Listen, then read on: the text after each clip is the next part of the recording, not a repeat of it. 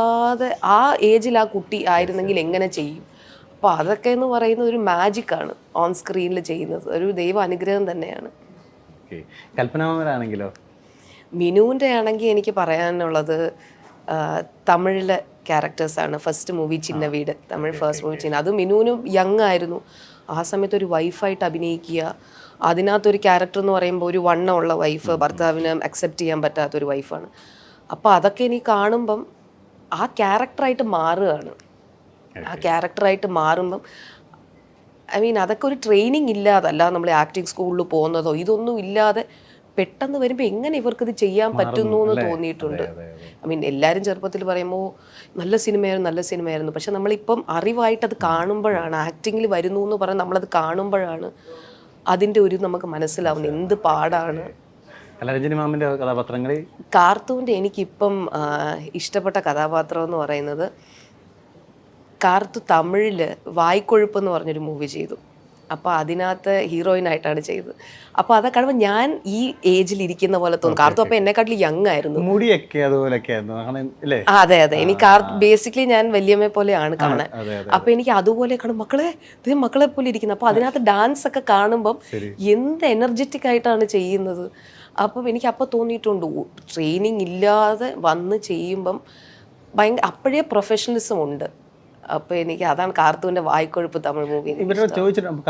ചോദിച്ചിട്ടുണ്ടോ അന്ന് ഇതൊക്കെ എങ്ങനെ ചെയ്ത് ഫലിപ്പിച്ചു? ഇല്ല, ഞാൻ എനിക്ക് ചോദിക്കാൻ പേടിയാ.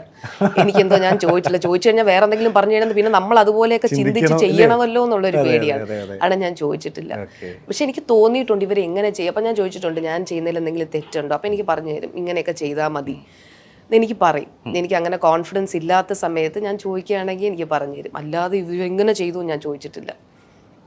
ഇപ്പം പക്ഷേ അത് കാണുമ്പോൾ ഒരു എക്സൈറ്റ്മെന്റ് ഉണ്ടല്ലേ, ഇത് നമുക്കൊരു അതിശയമാണ്. അതെ എങ്ങനെ ചെയ്യുന്നു എല്ലാവരും പറയും.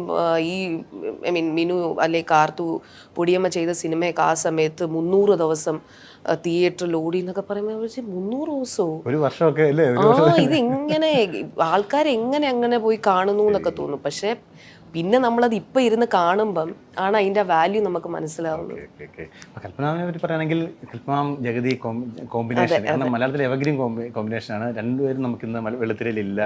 അപ്പം ഇന്നും പക്ഷേ എനിക്കൊന്ന് മീമുകളിലായാലും ട്രോളുകളിലായാലും ഈ എക്സ്പ്രഷൻ കൽപ്പനാമിനെ ഇങ്ങനെ മൊഴി ഒന്നിരിച്ച് ഇതിനൊക്കെ ഉണ്ടല്ലോ, സ്ഥിരം ഇങ്ങനെ വരുന്നതാണ്. ഇതൊക്കെ കാണുമ്പോൾ ഈ സോഷ്യൽ മീഡിയയിൽ ഇപ്പോഴും, അതായത് പുതിയ 2K കിഡ്സ് ആണ്, അവരാണ് ഓർക്കുന്നത്. പറയുകയാണെങ്കിൽ അവരിപ്പോഴും മീംസ്, പിന്നെ ഈ പുതിയ സോങ്സ് വെച്ചിട്ട് അവരുടെ പഴയ ഡാൻസ് സീക്വൻസ് ഒക്കെ ഇട്ടിട്ട് ഇന്ന് ഞാൻ ഒരു പോസ്റ്റ് കണ്ടിരുന്നു. അപ്പോൾ ഇതൊക്കെ കാണും, ചിലപ്പോൾ ഞാൻ കാണാത്ത ക്ലിപ്സ് ആയിരിക്കും. അപ്പോൾ ഇതൊക്കെ കാണുമ്പം അവർ നമ്മളെ ഓർമ്മിപ്പിക്കുകയാണ് പിന്നെയും ഇതൊക്കെ ഇവർ എവിടെ നിന്ന് എടുക്കുന്നു എന്നാണ്. പിന്നെ കാരിക്കേച്ചേഴ്സ് വരയ്ക്കുക, ഇതൊക്കെ കാണുമ്പം ഓബ്വിയസ്ലി എനിക്ക് സന്തോഷമാണ് തോന്നുന്നത്. എനിക്കത് പറഞ്ഞറിയിക്കാൻ പറ്റുന്നില്ല അത്. അപ്പോൾ ഇവരൊക്കെ ഓർക്കുന്നത് തന്നെ എന്താ പറയുക, എനിക്ക് അവരോട് താങ്ക് യു ആണ് പറയാനുള്ളത്. എനിക്ക് അത്രയും സന്തോഷമാണ്. പിന്നെ അവരില്ലാത്തതിൻ്റെ ഇത് ഏതായാലും എല്ലാ കാലവും ഒരു ഘടകം തന്നെയാണ്. അതെ. ഇപ്പം ഈ താരങ്ങളുടെ മക്കളെ സംബന്ധിച്ച് അവർ ഏറ്റവും വലിയൊരു ദുഃഖമായിട്ടുള്ളത് ചൈൽഡ്ഹുഡിൽ ചിലപ്പം പേരൻസ് ഇവർക്ക് മേ ബി തീരെ കുറവായിരിക്കും ലൈഫിൽ കിട്ടുന്നത്. അത് ആ ഒരു വിഷമം ഉണ്ടോ ഇപ്പോഴും? ഇല്ല, എനിക്ക് വിഷമമില്ല. എനിക്ക് എൻ്റെ അമ്മൂമ്മയാണ് എന്നെ വളർത്തിയത്, അമ്മയാണ് വളർത്തിയത്. അപ്പോൾ അതാണ് ഞങ്ങൾ ഈ ജനറേഷനിലെ മക്കളെല്ലാം ഞങ്ങൾ ഒരുമിച്ചായിരുന്നു. അപ്പോൾ ഒരുമിച്ചായിരുന്ന സമയത്ത് ഞങ്ങൾ ഈ അമ്മമാരില്ലാത്തതൊന്നും ഞങ്ങൾക്കൊരു മൈൻഡേ അല്ല. ഞങ്ങൾ വഴക്കുണ്ടാക്കുക, ഞങ്ങൾക്ക് വല്ലതും കഴിക്കാൻ കിട്ടുക, ഇത് മാത്രമുള്ള ഇതേ ഉള്ളൂ. സ്കൂളിൽ പോവുക, വഴക്കുണ്ടാക്കുക, പിന്നെ ബാക്കിയുള്ള കാര്യങ്ങൾ ചെയ്യുക. അല്ലാതെ ഇവർ വരുമ്പോൾ ഞങ്ങൾ ഇവരെ വന്ന അത്രയേ ഉള്ളൂ. അല്ലാതെ കൂടുതൽ മര്യാദയൊന്നും ഞങ്ങൾ കൊടുക്കാറില്ലായിരുന്നു. അപ്പോൾ പിന്നെ ഇതൊക്കെ കാണുമ്പോൾ നമുക്ക് തോന്നി ഇവർ ആരോ വലിയ ആൾക്കാരാണ് എന്നുള്ള തോന്നൽ വന്നു തുടങ്ങി. അപ്പോഴും ഞങ്ങളിവരെ മിസ് ചെയ്യാറില്ല. ഞങ്ങൾക്ക് ഞങ്ങളുടെ കസിൻസും അമ്മയുണ്ടോ, സ്കൂളിൽ പോയി വല്ലതും ചോക്ലേറ്റ് ഒക്കെ കിട്ടിയോ, ഇത്രയേ ഉള്ളൂ. അല്ലാതെ ഇവരെ മിസ് ചെയ്യുന്നതോ ആ ഒരു അഫെക്ഷനോ അങ്ങനെ ഇല്ല. അങ്ങനെ തോന്നിയിട്ടില്ല. അവരെ മിസ് ചെയ്യുന്ന പോലെ അങ്ങനെ തോന്നിയിട്ടേ ഇല്ല ഞങ്ങൾക്ക്. അതെ സാധാരണ അങ്ങനെ ഞങ്ങൾക്ക് ദുഃഖം ഞങ്ങൾ പറഞ്ഞാണ് പഠിപ്പിച്ചിട്ടുള്ളത്. മക്കളെ ഇവരിങ്ങനെ ഷൂട്ടിങ്ങിന് പോവുകയാണ്, അല്ല നമുക്ക് ഇവരെ സിനിമയിൽ കാണുന്ന സന്തോഷമാണ്. അപ്പം ഈ സിനിമയാണ്, അപ്പം നമുക്ക് സ്കൂളിലൊക്കെ പോയിട്ട് പറയാമല്ലോ ഈ സിനിമയാണ് ചെയ്യുന്നത്, അങ്ങനെ ഒരു ഇതേ ഉള്ളൂ. അല്ലാതെ ആ ഒരു വിഷമമേ തോന്നിയിട്ടില്ല.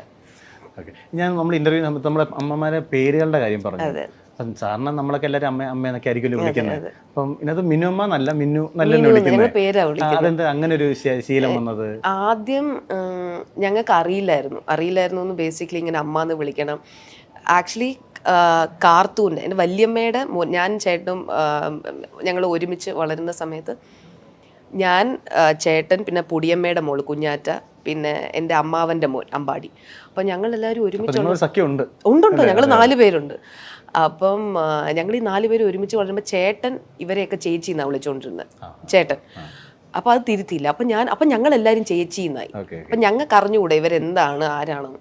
അപ്പം നമ്മൾ കാണുമ്പോൾ ചേച്ചി അത്രയേ ഉള്ളൂ, കൂടുതൽ അടുത്തൊന്നും അങ്ങനെ പോകില്ല. ഞങ്ങൾക്ക് പേടിയാ, ചിലപ്പോൾ ദേഷ്യപ്പെടും. ദേഷ്യം കണ്ണൊക്കെ ഉരുട്ടി കാണിക്കും. പിന്നെ നമ്മൾ കൂടുതൽ ഉണ്ട്, വീട്ടിലുണ്ട്.